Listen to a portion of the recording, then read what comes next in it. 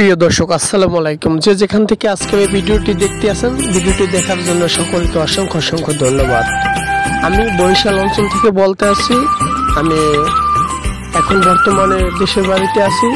আপনারা তো সবাই জানেন যে বরিশাল অঞ্চল আসলে খুব সুন্দর একটি জায়গা এবং দেখার মতন একটি জায়গা। এখানে সবকিছুই দেখতে অনেক সুন্দর সুন্দর হয়ে থাকে।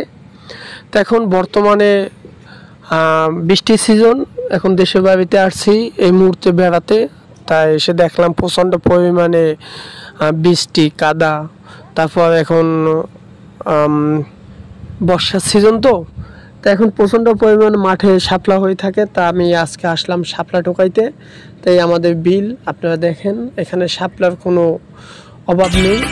কে কত শাপলা খাবে, দেশের মানুষের তেমন শাপলা খায় না। আমরা শহর অঞ্চলে তো শাপলা পাইও না, শাপলা ওখানে খুবই দাম। এখানে কেউ শাপলা খায় না, অ্যাভেলেবেল হয়ে থাকে মাঠে ঘাটে। তাই দেখতে আসেন, এগুলো কিন্তু ভালো জায়গা শাপলা। এই বিলে আবার এগুলো কিছুদিন পর থাকবে না, কিছুদিন পরে চাষবাস করে তারপর এখানে আবার ধান লাগাবে। তো এখন বর্তমানে জায়গা খিল আছে দেখে এখানে প্রচুর পরিমাণে শাপলা হয়ে আছে। তা আমি তুলতে আসি, কত আর তুলবো দেখেন। আজকে আপনাদের দেখাবো শাপলা তুলে কতক্ষণ তুলতে পারি। আপনারা দেখেন, একটি জারিবিন দেওয়া প্রায় 10 থেকে 15,000 শাপলা উঠানো যায়। আপনারা বেশি লাগে না, 10-15টা ধার থেকে যদি শাপলা উঠান তাহলে আপনাদের এক বেলার খানা হয়ে যাবে, রান্নার তরকারি হয়ে যাবে।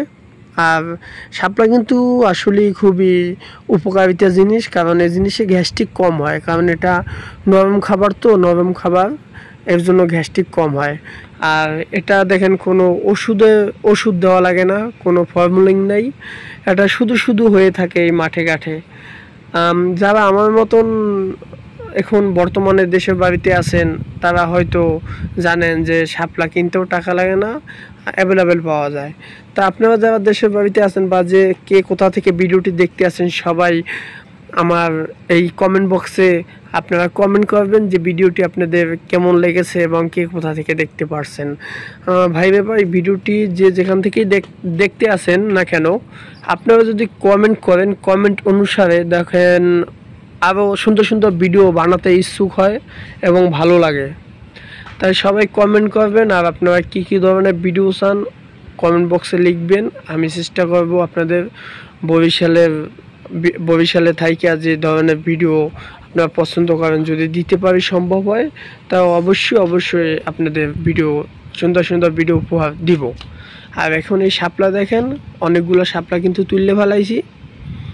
এগুলো দেখেন, সকালবেলা যদি আইসা তুলতাম তাহলে খুব সুন্দর লাগতো, কালারটা ফুটতে থাকতে একদম সাদা, আপনার কাগজের মতন চিনাইতে। তা এখন তো প্রায় বেলা 10টা বাজে, এর জন্য কারণ শাপলাগুলো আবার বুঝে গেছে, কারণ সকালবেলা শাপলা বুঝে। আর